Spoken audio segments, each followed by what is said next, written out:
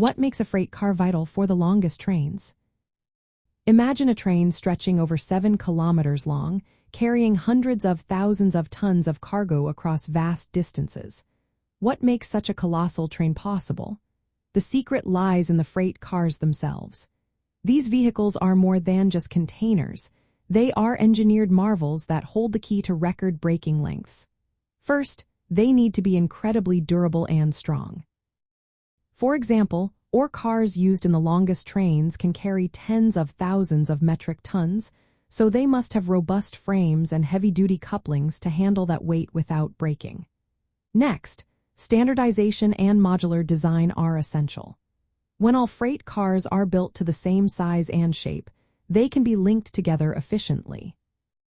This uniformity allows hundreds of cars to form a single, continuous train, like the 7.35-kilometer-long iron ore train in Australia with 682 ore cars. Compatibility with powerful locomotives is also vital. These trains often use multiple diesel-electric or electric engines spread along the length of the train, all controlled by one driver. The freight cars must work seamlessly with these engines, maintaining consistent mechanical and braking performance to keep the train safe and on track. Speaking of brakes, advanced braking systems are critical. Air brakes on each freight car help control the train's massive mass, allowing it to stop safely over long distances. Without reliable brakes, such long trains would be impossible. Proper weight distribution across the cars is another factor. When the load is evenly spread, it reduces stress on the couplings and prevents derailments.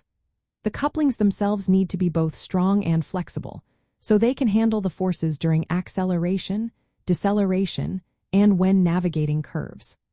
For trains hauling bulk cargo like coal or iron ore, the cars are designed specifically to maximize load capacity and ease of loading and unloading.